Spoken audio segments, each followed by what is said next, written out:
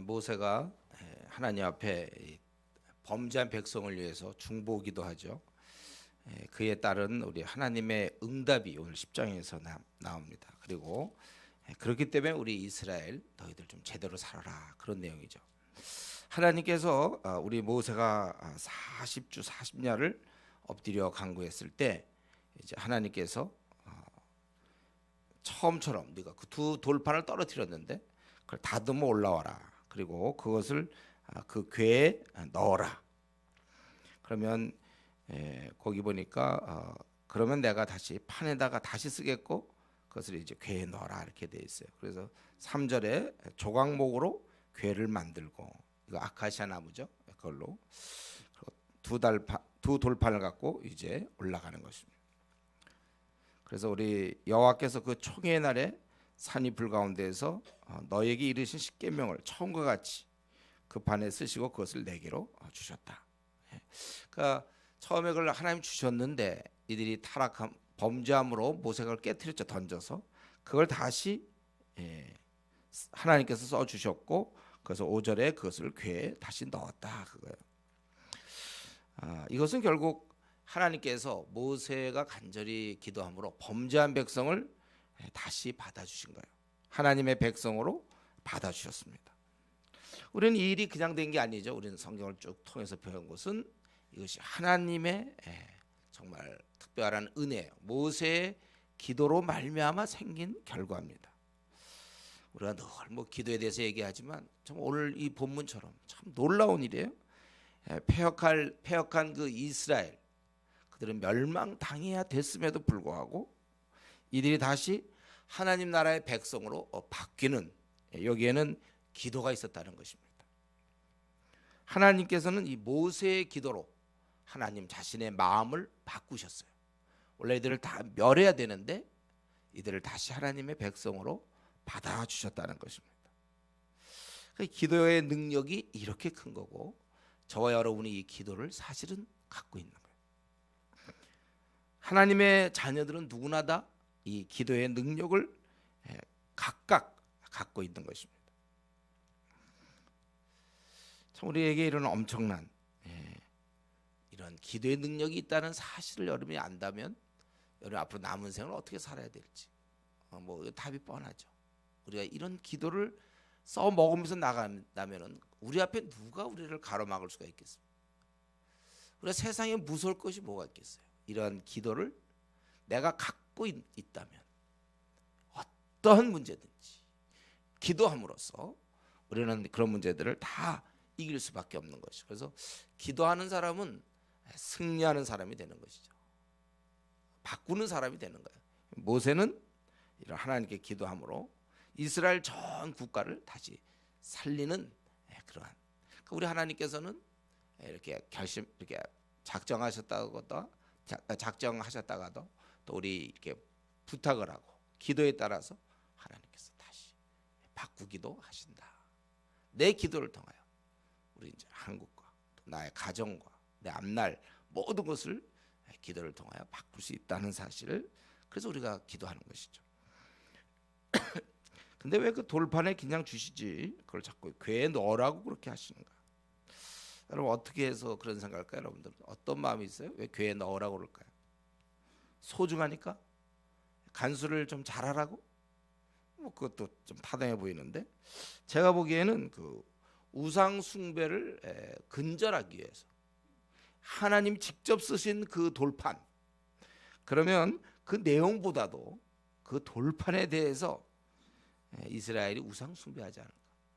그렇지 않아도 없는 것도 막 만들어서 금송아지 만들어서 숭배하는 그런 사람들, 우리 지금 불교를 보면은 되지도 않는 사람 얼굴 가도 부처라고, 우리 얼마든지 그럴 수 있는데 하물며 하나님께서 직접 쓰신, 여러분 만약 그런 게 있다고 보세요. 하나님 직접 쓰신 뭐 어떤 여러분이 그런 걸 갖고 있다고 생각해 보세요. 하나님이 직접 써준 거예요. 얼마나 대단하겠습니까? 아마 그렇다면 우리는 이스라엘 민족은 그다음부터 돌판 두 개니까 반으로 나누든지 어떻게 갖고 서로 막 이 돌판이냐 아니면 이 돌판을 서로 섬기고 대단했을 것 같아요. 그렇기 때문에 이것을 감춰. 하나님은 그 뜻을 알려주길 원하지만 그 뜻을 이렇게 기록해 놓을 때는 굉장히 위험한 것이죠. 이런 면에서 우리는 참 여러분 다양스러운 거예요. 이 성경. 이게 좀 분명히 하나님 뜻이 여기 계시되어 있는 것이거든요. 모든 것이. 이런 그렇지만 우리는 이 성경 자체를 우상 숭배하지 않습니다. 이거 자체를 숭배하지 않아요. 왜냐하면 사람이 썼거든 이거를. 사람이 쓰기도 하기, 사람이 쓰도록 하시고 또 성령님이 조명을 해주시는 거예요. 그래서 성경을 볼 때 우리가 성령의 조명으로 우리가 말씀을 깨닫는 것입니다. 그러니까 우리는 이 성경이 이게 직접 하나님 주면 여러분 성경이 제 성경은요 하나님 직접 쓰신 거예요. 이렇다고 생각해 보세요. 저도 그럼 이거 굉장히 할 거 아니에요. 굉장히 이거 아주 막 이것에 대해서 아주 거기에 관심을 많이 갖고 여기에 마음을 빼앗길 수 있다면 하나님이 직접 쓰신 거다. 여러분들은 그냥 어디서 복사본이든지 뭐 대한 성소교에서 나왔죠. 내가 직접 썼다고. 이거 보려고 그래? 안 돼. 이건 대단한 거야. 이렇게 되면.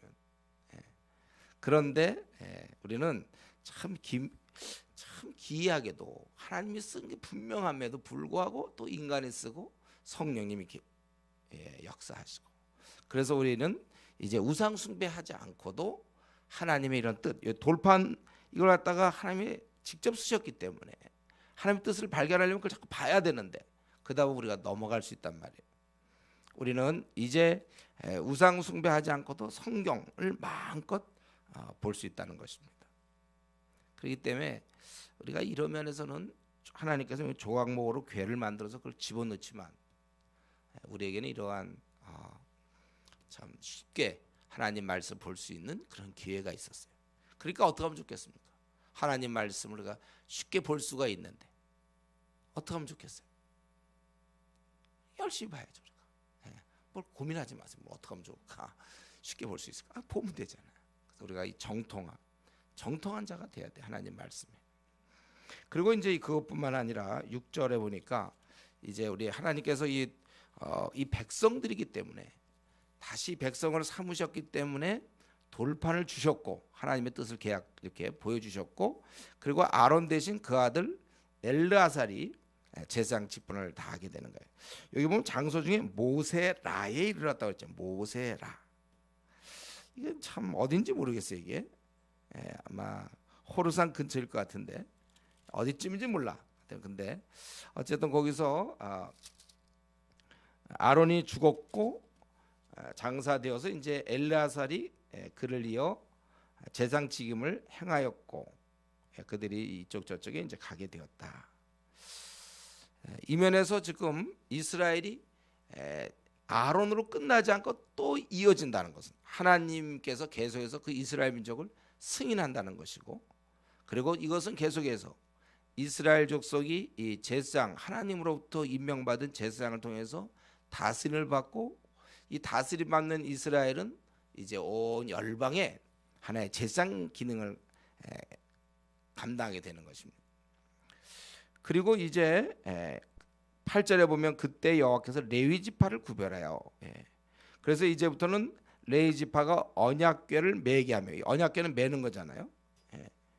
또 여호와 앞에 서서 그를 섬기며 또 여호와 이름으로 축복하였으니 그 일은 오늘까지 이르니라. 그래서 그들은 언약궤를 매는 거예요. 이렇게 의식을 행사할 때 이제 제사장들이 이걸 매는 것입니다. 특별히 나중 보면 이제 요단강을 건널 때 제사장이 매잖아요. 광야에서는 고핫 자손이 했거든요. 이제부터는 제사장이. 그리고 그 제사장은 축복할 수 있어요. 축복. 여호와 앞에 서서 그를 섬기며 또 여호와 이름으로 축복하게 하셨어요. 그래서 제사장을 세웠습니다. 축복하라고. 축복은 제사장만이 하는가 여기 보니까 제사장들이 그들을 축복했다. 우리 제사장은 누구죠? 레위 자손 중에 오직 아론의 후손에게 온 거가 제사장이 되는 거예요. 나머지 레위 지파는 이제 제사장의 그런 돕는 역할, 도우미 역할을 하는 것이죠. 나머지 레위 지파는 레위 지파 중에 아론 계열만 이제 제사장이 되는 거예요. 그래서 그들은 축복할 수 있는 그런 권한이 있어요. 그리고 9절에 보면 레위는 그 형제 중에 분깃이 없어요. 민수기 35장에 보면은 48개 성읍에 나눠져 있고 분깃이 없단 말이에요. 기업이 없어요. 뭘 먹고 살아요? 다른 사람들 밭이 있고 논이 있고 다 있는데 이들은 그런 걸 하나도 못 받았어요. 뭘 먹고 살죠? 먹는 문제는 이스라엘 전체가 11조를 내는 거예요. 그래서 레위 지파에게 주고 다시 레위 지파는 그 중에 10분의 1 떼어서 제사장들에게 그렇게 되는 것이죠. 그래서 전체가 이스라엘 전체가 10분의 1을 내서 레위 지파를 먹이고 또 레위 지파는 10분의 1을 해서 그 아론 계열 제사장에게 이제 11조를 내게 되는 거예요. 이들은 왜냐하면 기업이 없기 때문에 분깃이 없어요. 이렇게 하셨다는 거예요. 이게 그러니까 다시 한번 얘기하면 제사의 회복 이러한 조직들 이게 바로 하나님 이스라엘이 하나님 나라의 이스라엘이 하나님의 백성이라는 독특한 표시죠. 제사장이 있고 그가 축복하고 하나님을 대신하는 제사장이 있는 거예요. 그 제사장은 먹고 사는 문제 하나님께 맡길 것이고 이스라엘 민족이 11조를 해서 이렇게 먹게 되는 것이다. 여기서 좀 돌판이 강조되었죠. 돌판을 먼저 만들고 그러면 하나님 말씀의 뜻, 하나님의 뜻 그 중요성이 강조되었다면 이제 이 말씀대로 사역할 제사장이 세워진다는 거예요. 그래서 이 제사장이 있으므로 여러분 이 제사장은 왜 필요하냐면 백성들은 제사장들을 보면서 하나님을 기억할 수 있는 거예요. 그의 활동을 통하여 그리고 하나님께 관심을 가질 수 있어요. 하나님은 눈에 보이지 아니하므로 하나님의 그 수종자 그를 통하여 우리는 하나님까지 생각해 볼 수 있다는 것입니다. 그게 바로 그 당시 제사장이 굉장히 하나님을 대신하여 그런 일을 처리함으로 눈에 안 보이지만 항상 이들은 하나님을 의식하며 살 수 있도록 이제 그게 오늘날 우리 그리스도인들의 역할 중에 하나죠. 여러분 우리 세상 사람들은 하나님을 볼 수 우리도 못 봤으니까 우리 믿었지만 못 보자. 세상 사람은 더해요. 근데 바로 우리가 있으므로 이런 구약의 제사장같이럼 하나님의 그러한 실존 하나님으로 말미암아 공급받는 사람의 모습 하나님의 인도를 받는 그러한 자의 모습을 그들은 하나님 자체는 못 보지만은 하나님이 역사하여 움직이는 그 사람은 볼 수 있다는 거예요. 그러니까 저 여러분이 잘 살아야 될 이유가 바로 이것이죠. 우리가 미지근하면 안 되는 이유가 우리가 미지근하게 사는 건 하나님이 그 역사한 건가요? 그 사람이 주일날 뭐 예배 빼먹고 뭐 또 화낼 거 화내고 거짓말하고 사기도 치고 그걸 통해서 하나님을 볼 수 있습니까? 우리가 경건히 살면 살수록 그만큼 불신자들에겐 도움이 되는 거예요. 저와 여러분이 많이 웃을수록 명랑할수록 친절할수록 섬길수록 손해볼수록 사람들은 하나님을 보게 되는 거예요. 굉장히 우리가 아주 중요해요. 여러분 자신을 아주 우습게 보지 마세요. 자꾸 외모는 우리가 연예인을 따라가기 힘들거든. 그쪽으로 승부 걸지 말고 우리 내면의 사람으로 그게 정말 저 사람은 정말 하나님이 저 사람 보면 좀 하나님 계신 것 같다 이런 얘기 들을 수 있도록 제사장이 그 당시 필요했던 것처럼 오늘날 사실 우리가 제사장이라고 그랬잖아요. 이제는 너희는 우리 하나님 앞에서 우리가 제사장이라 그런 얘기를 했어요. 우리가 좀 잘 살아야 되겠습니다. 그래서 여러분 좀 잠수 탈래다가도 좀 하나님을 생각해서 좀 이틀 탈 거 하루만 타든지 좀 줄이고 말이죠. 여러분의 모습을 지금 많은 사람이 보고 있다는 거예요. 그러니까 우리가 직장에 들어간다는 것은 이제 하나님의 사람이 들어가는 걸로 생각하세요. 그냥 사람인 내가 들어가는 게 아니라 스펙 좋은 내가 들어가는 게 아니라 하나님의 사람이 들어간다. 우리가 이런 면에서 잘 살아야 돼. 올라왔는데 목사들이 그냥 논문 표절이며 뭐며 이걸 대표적으로 하고 있으니까 뭐 어떻게 하라는 거야. 교회를 위하여 정말 불신자들이 기도해 줘야 돼. 불신자들이 염려해 교회를. 그 어디 하나님 살아계신 증거가 있습니까? 우리가 잘해야지. 우리가. 그래서 우리가 성숙하게 살면 살수록 성령의 열매를 맺어가면 맺어갈수록 주위 사람들이 하나님께 나오기가 용이한 것입니다. 근데 우리 이 제사장은 이제 오늘날 누구나 이런 역할을 할 수 있죠. 여호와 앞에 서서 그를 섬기며 여호와 이름으로 축복하게 하셨으니 그 일이 오늘까지 이르니라. 여러분 이렇게 남을 축복하는 거, 이게 제사장의 기능인데 그 당시 우리도 마찬가지. 우리가 기도할 때 누구 어려운 점을 기도하고 그가 잘 되기를 위해서 복을 구하고, 이게 오늘날 제사장의 역할이죠. 그래서 우리 주위에 어려운 사람들이 있을 때 그를 위해서 기도하고 그 어려운 문제에 부딪힐 때 그를 위해서 기도한다면 그게 바로 나름대로 구약 때 제사장이 하나님을 섬긴 것처럼 우리도 나름대로 바로 주를 섬기는 것입니다. 이러면서 동일하죠. 하나님은 그 귀한 일에 우리를 기도를 통하여 오늘 신약 시대 때 우리를 참여시킨 것입니다. 너무나 이것은 우리가 감당할 수 없는 은혜죠. 그러니까 여러분들이 중보기도 한다는 것은 우리가 정말 하나님께서 우리를 갖다가 택하신 족속이고 또 우리는 왕 같은 제사장들이고 다 하나님 앞에서 우리가 얼마나 그 귀한 존재인지 이런 일에 우리를 불러주셨다는 거예요. 그래서 중보기도 할 때 우리 구약의 제사장들이 가졌던 그 특권을 우리도 갖고 우리도 얼마든지 우리 아빠를 축복할 수 있고 엄마를 축복할 수 있고 또 동생을 또 주위 사람을 회사 사람을 학교에서 누구나 다 우리가 그런 기능을 우리가 감당할 수 있습니다. 문제는 본인이 이제 그렇게 할 건지 아니면 무슨 중보기도를 하냐. 나 하나도 지금 살기 힘든데 밤낮 자기 문제에 빠진다면 이 제사장이 돼가지고는 생전 축복 안 하고 밤낮 자기 문제만 들여다봐갖고 되겠느냐 이거죠. 그리고 이러한 그 하나님의 일꾼 이 제사장에게는 어떠한 기업도 구절이 없어요. 왜냐하면 여호와가 그의 기업이다. 우리 신약 시대에 들어오면 바로 저 여러분에게는 이 원리가 통하는 거예요. 우리는 이 땅에서 어떤 걸 많이 얻을 수도 있고 또 얻지 못할 수도 있어요. 그러나 항상 우리는 주님이 계시다는 거예요. 이 땅에서 모든 걸 다 얻지 못해도 주님이 계시기 때문에 만족, 또 행복할 수 있는 거예요. 그리고 먹고 무엇을 먹을까 무엇을 입을까 걱정도 할 필요가 없어요. 왜냐하면 예수님이 나의 주인이시니까. 여기서도 하나님을 믿으면 하나님께서 어떻게 책임져 주실 거니까요. 다 없어도 하나님만 있으면 하나님 바로 여호와가 그의 기업이시니라. 감옥에 있는 요셉도 마찬가지고 쫓겨다니는 다윗도 마찬가지로 다 마찬가지예요. 그들에게 뭐가 있는가? 하나님이 계시다는 것이죠. 우리가 신앙생활을 나름대로 하다 보면 고난을 겪을 때가 있어요. 남들과 비교해 볼 때 굉장히 처지는 것 같고 뒤처지는 것 같고 힘든 일을 겪을 때 우리가 좀 안 된 듯이 바라봐서는 안 되는 거예요. 선교사다. 그럼 참 또 뭐 목회자다. 자 그러면 뭐 좀 가난하게 살고 뭐가 기업도 없고 남들은 노후 대책이 있는데 뭐 노후 대책도 안 돼 있고 좀 가련한 듯이 좀 이렇게 안 됐다는 듯이 그렇게 여러분 쳐다보면 안 되는 거예요. 그는 동정의 대상이 될 수 없어요. 왜냐하면 하나님이 계시니까. 꼭 그것은 뭐 선교사 목사뿐이 여러분도 마찬가지예요. 여러분이 무슨 뭐가 잘 안 된다.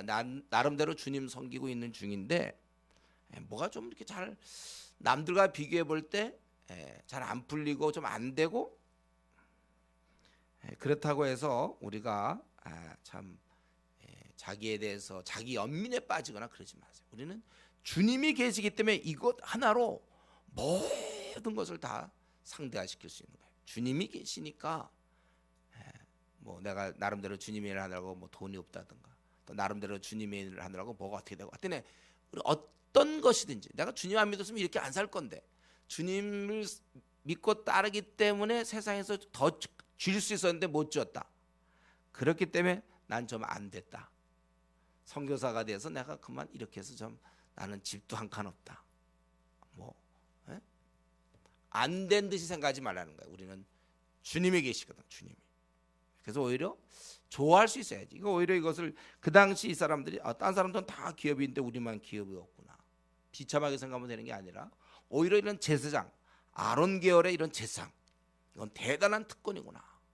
왜냐하면 일 자체가 너무나 귀하기 때문에 하나님을 섬길 수 있는 일이니까 민족을 대표해서 굉장히 하나님을 가까이 할 수 있는 일이니까 귀하게 우리가 봐야 되는 거예요.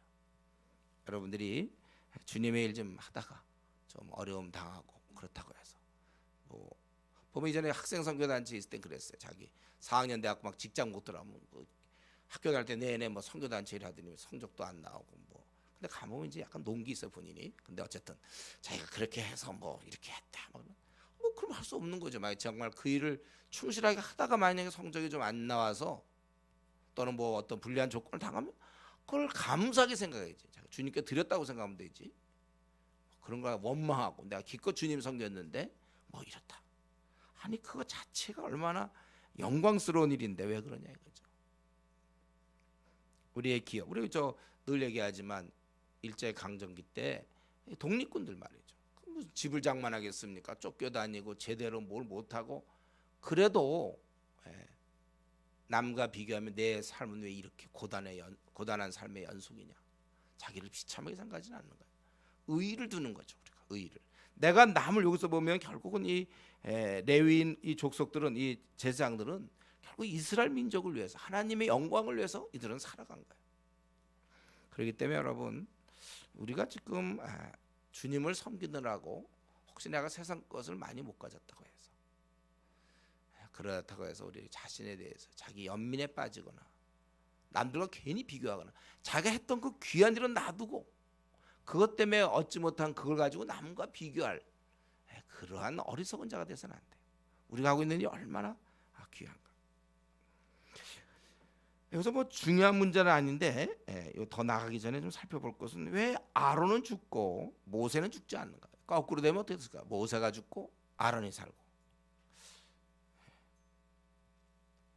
제가 볼 때 왜 모세는 좀 더 살아야 됩니까 아론보다. 물론 동생이니까 그때 다들 나이 많은데 그게 그거죠 뭐. 그거보다는 이 모세가 살았을 때 제사장 직임을 계승하는 것 이런 것을 지도하는 면에 있어서 모세는 그 굉장히 독특한 이건 뭐 레위기 막좀 뭐랄까 이거는 기본적인 성전의 일을 수종드는 사람들 레이지파들 또 그 중에 아론 그와 달라 모세는 또 독특한 일시적인 그런 지위란 말이죠. 아론의 일은 누군가가 대신할 수 있어요. 바로 엘르아살처럼. 그러나 모세의 일은 지금 대신할 사람이 없습니다. 이스라엘을 이끄는 엄청난 일을 하고 있고 아직 여호수아는 아직 나설 준비가 안 된 것 같아요.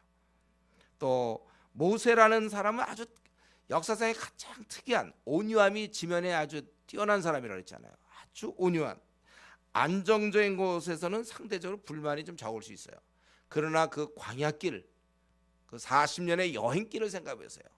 사람들이 다 얼마나 이기적인데 자기 좀만 불편하면 물이 수련회 가서도 있잖아요. 방 조금 안 좋거나 뭐 물이 좀 덜 나거나 뭐 그 1주 2주 지나는데도 왜 나는 이런 방을 주시는가 막 사람이 원래 불평을 잘하는데 그러니까 이 이스라엘이 광야에서 40년을 움직이려면 최소한도 지도자는 거의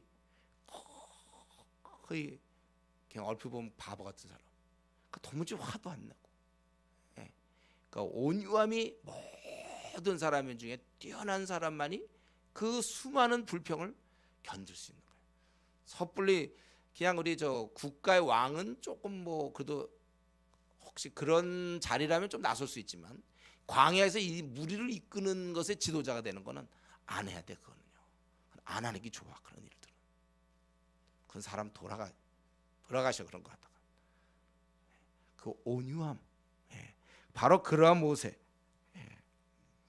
지금 이들은 광야에 아주 불안정한 그런 가운데서 모세가 살아 있어야죠. 근데 그것보다 더 또 중요한 것이 있다면 지금 모세의 그 삶과 사역을 살펴볼 때 광야에서 그냥 죽어서는 곤란해요. 원래 모세가 출애굽시켰을 때는 원래 모세가 하나님 앞에 생각한 것은 그들을 가나안 땅에 드리는 것까지를 자기가 사명으로 생각했을 거예요. 근데 이제 하나님께서 그가 그때 하나님의 영광을 드러내지 못함으로 거기 입구까지 가는 거, 여기까지인데, 근데 만약 그냥 광야 노정에서 그냥 죽어버리면 모세의 삶이 너무 의미가 없잖아요. 아론은 죽을 수 있어요. 모세는 죽으면 안 되는 거야. 한 개인의 삶에 있어서도.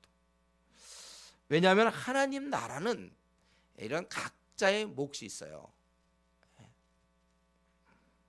우리 모두가 다 똑같은 몫이 있는 게 아닙니다.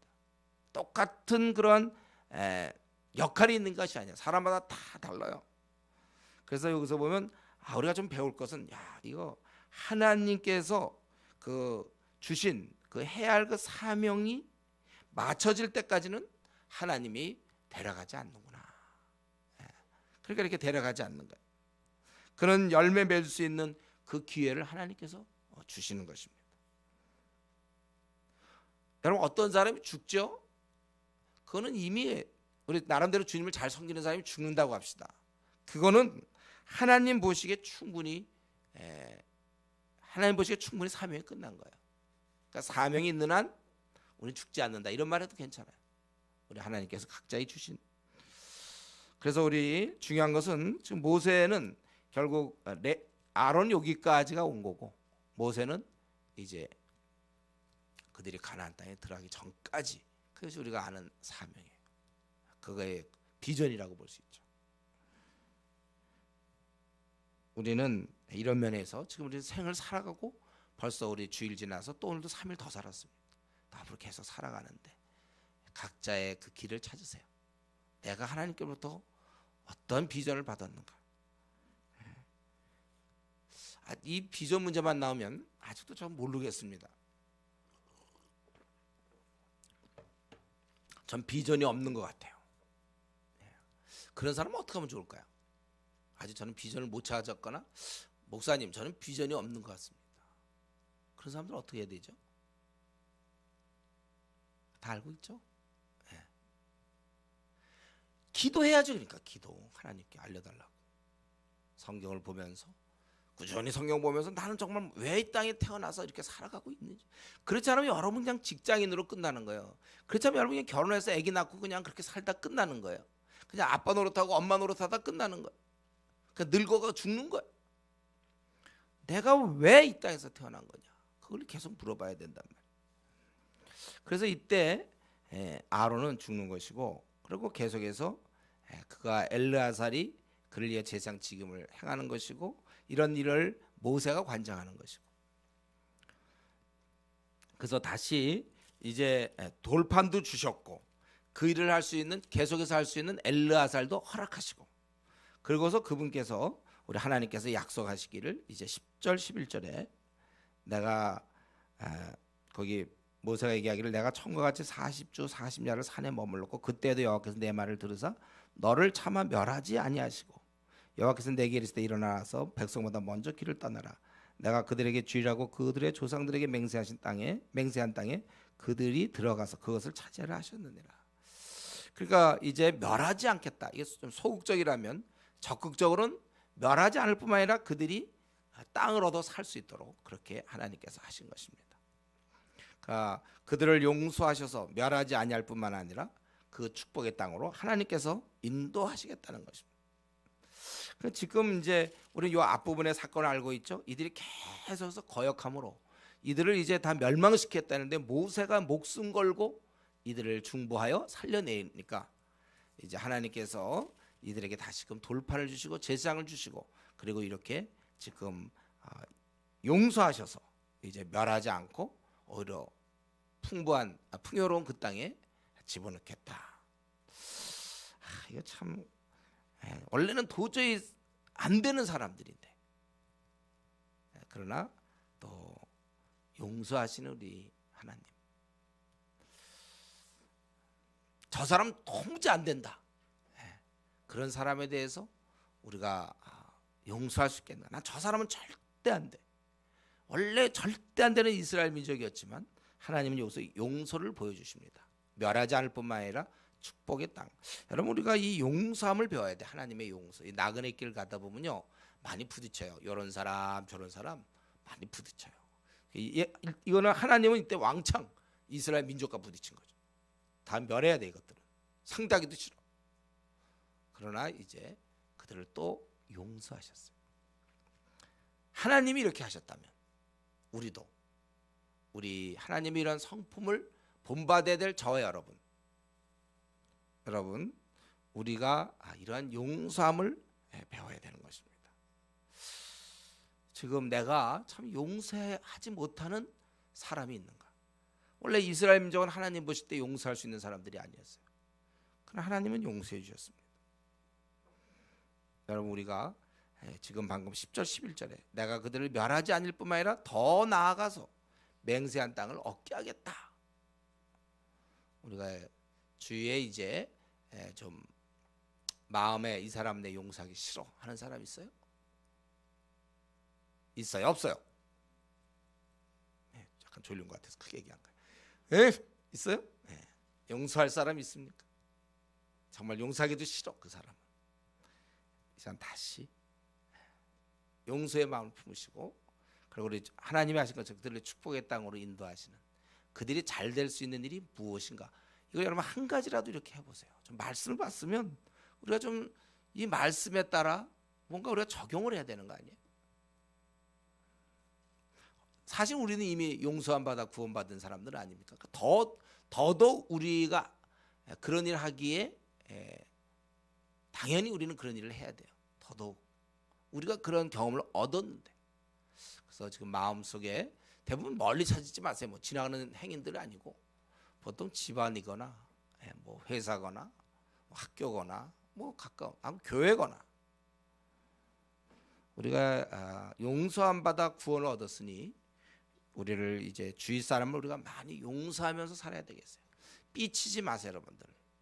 지금 삐친 거 있습니까, 여러분들? 푸세요, 그것을. 용서하세요. 그 사람이 잘 될 수 있도록 우리가 그래야 될 것입니다. 하나님 편에서는 이렇게 했습니다.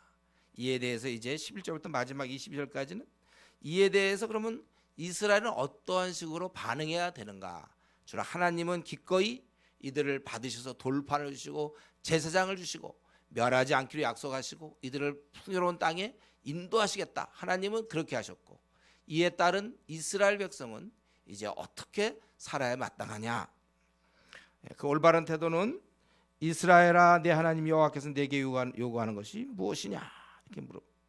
내 하나님 여호와를 경외하며 또 그 모든 도를 행하고 그를 사랑하며 마음을 다하고 뜻을 다하여 내 하나님 여호와를 섬기고 그리고 내가 오늘 내 행복을 위하여 네게 명하는 여호와의 명령과 규례를 지킬 것이 아니냐? 이렇게 즉 마음을 드리라는 거야. 그분께 마음을 참으로 경외하고 또 말씀대로 행하고 사랑하고 마음과 뜻을 다해서 섬기고 또 그 말씀을 잘 이렇게 지키고. 왜 우리가 이렇게 해야 됩니까? 바로 그것은 사랑을 받았기 때문에.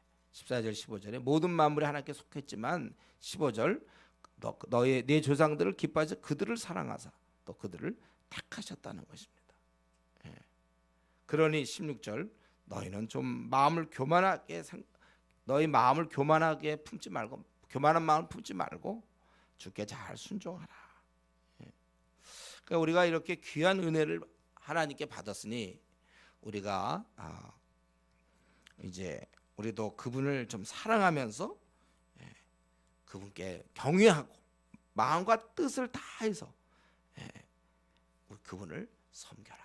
그것이 이제 저와 여러분 용서함 받은 사람들의 특징입니다. 마땅한 태도예요. 마음과 뜻을 다하여 그를 섬겨. 나는 요즘 너무 내가 주님의 일을 많이 하는 것 같아. 그게 당연한 거예요. 그게요. 이렇게까지 할 필요 있나? 다른 사람들은 뭐 그런데 마음과 남은 여러분 신경 쓰지 마세요. 나 이거 혹시 너무 열심을 내는 거 아닌가? 그런 거 걱정하지 마세요. 이제는 누가 축구할 때 보면 공 잡으러 가는데 자기가 굉장히 빨리 뛰는 거야. 자기가 그러더라고. 내가 너무 빨리 뛰는 거 아닐까? 너무 자기도 바르니까 너무 빠르게 되는 거야. 자기가 딴 사람 오기 전에 벌써 공 잡으러 가. 너무 빨리. 그런 거 걱정할 필요가 없죠. 축구하는 사람이 내가 너무 빨리 뛰기 때문에 그런 건 아니잖아요. 여러분이 마음과 뜻을 다하여 주를 섬기는 거기 때문에 나만 좀 이렇게 내가 약간 광신적인가? 좀 보조를 맞춰야 되나? 그런 생각하지 마세요. 각자 열심히 뛰면 되는 거지. 열심히 뛰는 것입니다. 우리가 이렇게 하나님의 그 사랑을 깨닫고 그를 우리가 정말 마음을 다해서 섬겨야 되는 것입니다. 그리고 하나님을 이렇게 다 할 뿐만 아니라 그리고 이제 하나님을 잘 섬기고 그리고 17절부터 우리 19절까지 보면 결국 나그네를 사랑하라는 거예요. 너희 하나님 여호와는 신 가운데 신, 주 가운데 주시요 또 크고 능하시며 두려우신 분이며 외모로 판단하지 않고 뇌물을 받지 아니하시고 고아와 과부를 위하여 정의를 행하시며 나그네를 사랑하여 그에게 떡과 옷을 주시나니 너희는 나그네를 사랑하라. 전에 너희도 애굽 땅에서 나그네 되었음이라. 그러니까 지금 다시 이스라엘 백성이 하나님의 백성이 되었단 말이에요. 하나님 백성이 해야 될 것은 결국 하나님을 마음과 뜻과 정성을 다해 잘 섬기는 것이요. 그리고 이웃을 사랑하는 것. 바로 그것이 우리가 아는 대로 우리 주님이 이미 가르쳐줬어요. 이것에 대해서. 그거에 대한 어떻게 보면은 나그네를 사랑하는 거. 왜 하필 그 많은 목록 중에 나그네를 사랑하라고 언급하느냐? 이게 바로 사랑의 극치이기 때문에 이웃 사랑을 가장 잘 드러내는 게 나그네 사랑이거든요.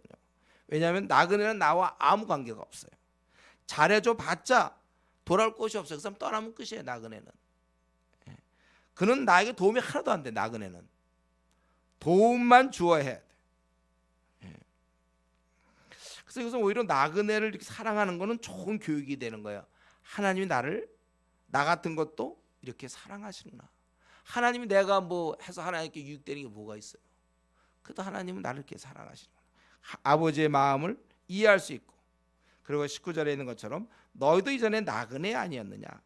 내 처지가 원래 참 아무것도 아니고 이 땅에 고아 같은 나였는데 하나님 나를 돌봐주셨구나. 나도 그를 돌봐야 된다. 그래서 여러분, 우리가 하나님 나라 백성의 특징은 하나님을 마음과 정성을 다하여 남들 볼 땐 광시차처럼 보일지라도 정말 열심히 그 말씀을 잘 지키며 섬기고, 또한 나그네를 잘 돌본다는 것은 결국 이웃을 한없이 사랑하는 거예요. 이 명령을 오늘날 우리에게 적용한다면 나그네를 사랑하라. 그것은 실제 어려운 사람을 우리가 도와주면 되는 거예요. 여러 면에서. 물질적인 면, 또 우리는 신앙적으로 그를 키울 수 있습니다. 이해관계를 따지지 말고 왜 나만 이렇게 재정을 써야 되죠? 나만 왜 이렇게 시간을 써야 됩니까? 나는 왜 섬겨야 되는가?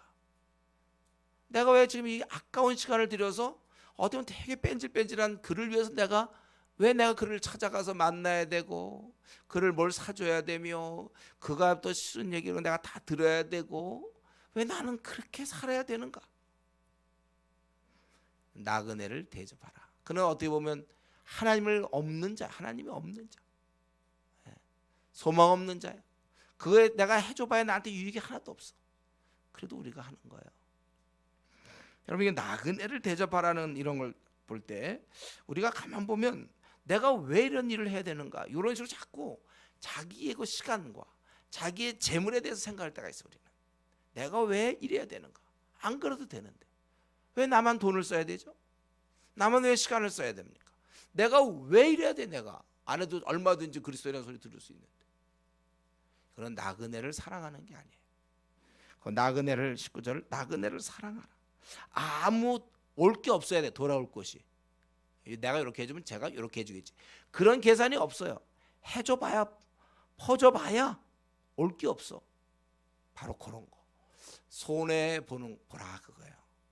자기 거 다 계산해서 자기 거 다 따져보고 자기 거 다 챙겨놓고 남는 거 시간이나 또는 또 남는 거 뭐 그런 게 아니고 그 사람을 위해서 다, 마치 엄마가 우리 아기를 위해서 자기 거 다 내놓은 거 그 손해라고 생각하지 않거든. 이러면서 우리가 적극적으로 남을 돌아보는 그러한 사람이 돼야 되는 것입니다. 나그네를 사랑하라. 재물을 아까워해서 안 되겠어요, 여러분. 특별히 재물로 표현되는 오늘날의 신, 여러분은 특별히 재물에 대해서 자유로워야 돼요. 아까워하지 마세요. 돈. 재물에 대해서 세상 사람들은 온통 재물을 섬기기 때문에 보란 듯이 우리는 재물을 가볍게 여겨야지. 돈을 그냥 돈에 써야 되는데도 안 쓰고 그냥 돈 모으기에 급하거나 자기 거 챙기기에 급하고 자기가 원하는 건 잘도 쓰면서 다른 사람을 돕는데 아주 인색한 경우가 있습니다. 비록 돈은 내가 벌었지만 함께 쓰다가 주님 만나는 게 이게 공식입니다. 여러분. 함께 써야 돼. 물론 뭐 우리가 지금 돈도 별로 없지만 그래도 이런 자세 적으면 적은 대로 함께 써겠다 내가. 그래서 나그네를 사랑하라. 전에 너희도 애굽 땅에서 나그네 되었습니다. 그리고 이제 거기 보면 20절에 보니까 내 하나님 여호와를 경외하여 그를 섬기며 그에게 의지하고 그의 이름으로 맹세하라. 여기서 중요한 것이 이제 앞에서도 경외하고 섬기되 그 의지하는 거 아주 이렇게 달라붙는 걸 얘기하는 거. 하나님께 그냥 집착하는 거. 그의 이름으로 맹세하라는 것은 최종 권위. 최종 권위를 그에게 둬라. 왜 그래야 되는가? 21절 22절에 그분은 찬송이시요 하나님이시며 너를 위해 큰 일을 행했기 때문에 그렇다. 내가 왜 그렇게 하나님을 온전히 의지하고 또 하나님을 경외하고 섬기는지 그것은 바로 그분이 너를 위해서 큰 일을 행하셨기 때문이다. 그래서 22절에 그 예를 든 것이죠. 애굽에 내려갈 때 70인이었지만 지금은 하늘의 별같이 창대하게 하셨다. 결국 이 말 속에는 하나님의 모든 축복과 인도를 함축하고 있는 것입니다. 택하신 백성을 실제 이렇게 축복 인도하셨기 때문에 너희가 그분을 가까이 하고 의지하라 그것입니다. 자, 여러분 항상 우리가 하나님을 의지하면서 살아야 되는 거예요. 이런 은혜를 우리가 알아야 되는 것입니다. 그래서 거기서 22절에 애굽에 내려간 내 조상들이 겨우 70인이었으나 이제 하늘의 별 70인에서 하늘의 별 이 차이를 아시겠습니까? 이거는 하나님의 은혜 없이는 안 되는 거예요. 그래서 거기 21절에 있는 것처럼 내 눈을 본 이같이 크고 두려운 일을 위해서 너를 위하여 행하셨다. 이게 큰 은혜. 너의 그 삶 속에 하나님의 은혜가 작동하여 70인이 내려갔지만 하늘의 별. 여러분 생에 있어서 하늘의 별이 있어야 되는 거예요. 하나님이 은혜 베푸셔서 너 지금 하늘의 별. 너희 민족이 아주 약소한 민족이었지만 하늘의 별처럼. 왜냐하면 지금 하나님이 크고 두려운 일을 너를 위해서 행했기 때문이다. 그렇기 때문에 우리는 하나님의 이런 은혜를 아는가 이게 참 중요해요. 그래야 20절에 있는 것처럼 하나님을 경외하고 섬기고 의지하고 그의 이름으로 우리가 맹세할 수가 있다는 것입니다. 돈과 명예에 대한 욕심이 아니라 우리가 이런 면에서 욕심을 내야 돼요. 내가 받은 은혜를 좀 이렇게 깨닫는 기억하고자 하는 그러한 욕심이 있어야 돼. 나는 내가 받은 은혜를 하나도 놓치지 않고 다 내가 그것을 감사할 수 있고 그걸 좀 깨달아야 되겠구나. 그럴수록 하나님을 떠날 수가 없죠. 더욱 가까이 하는 거예요. 그에게 의지한다는 뜻이 그를 아주 이렇게 아주 가까이 가서 달라붙는다는 거예요. 더욱 가까이 하는 거예요. 그동안 그분께서 나에게 너무 크신 은혜를 베풀어 오셨습니다. 그래서 우리 그리스도인에게 과거의 은혜를 기억하는 것은 시간 낭비가 아니라 신앙 성숙을 위한 지름길이에요. 그러니까 여러분들이 잠이 안 온다? 참 행복한 얘기. 잠이 안 온다? 그거 기억하세요. 여러분에게 어떤 은혜를 베푸셨는가?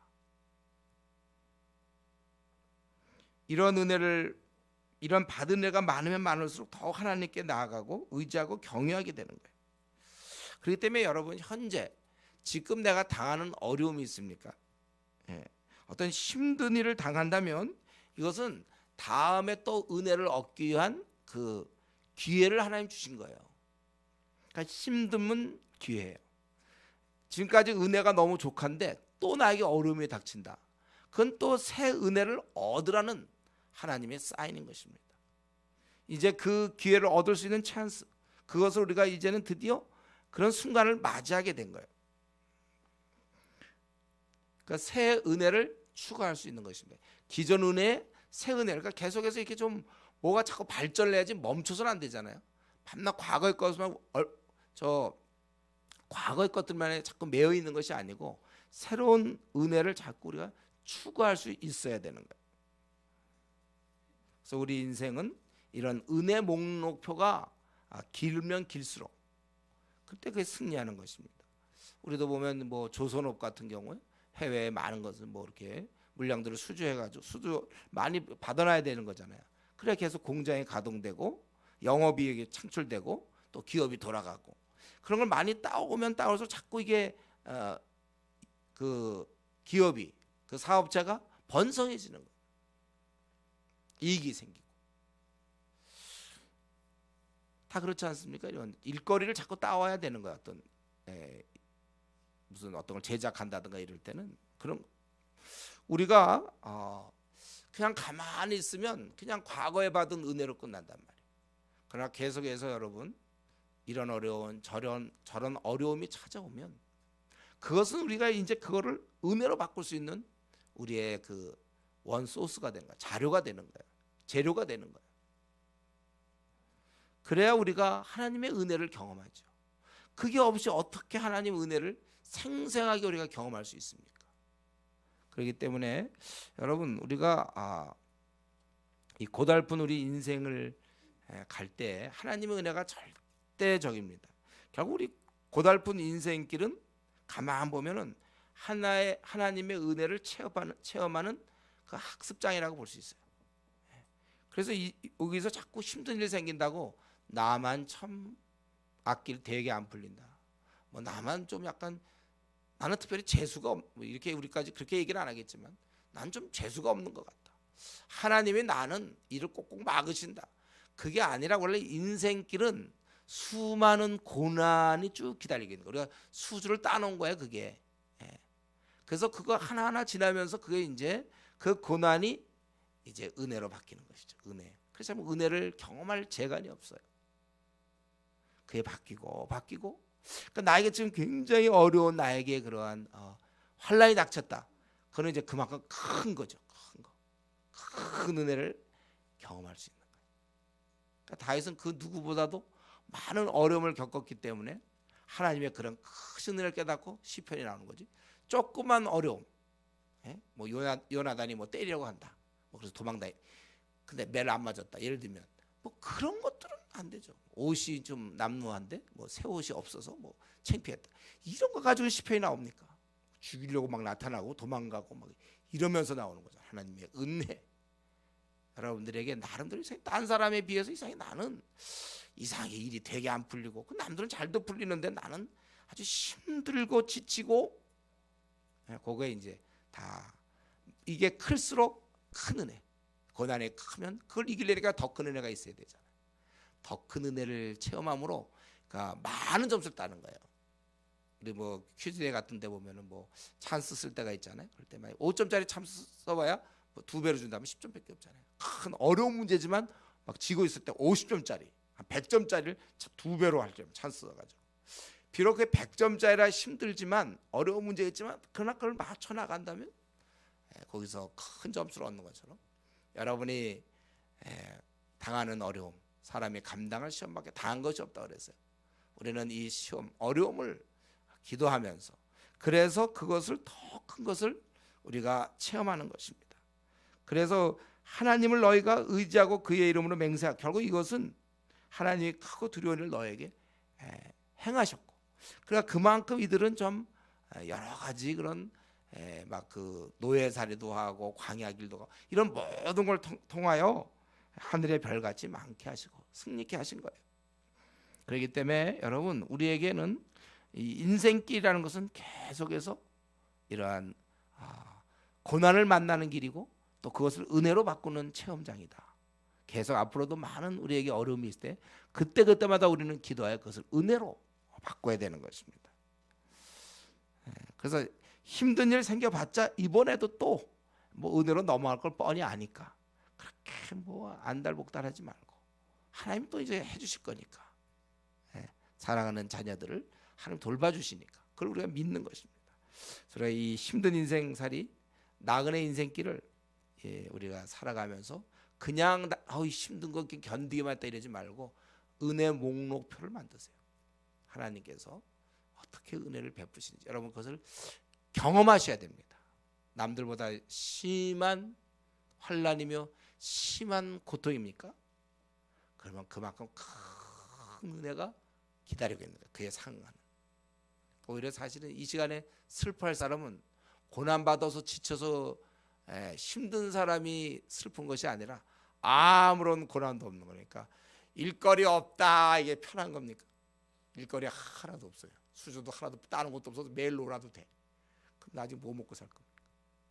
지금 오히려 자기가 아무런 어려움이 없다면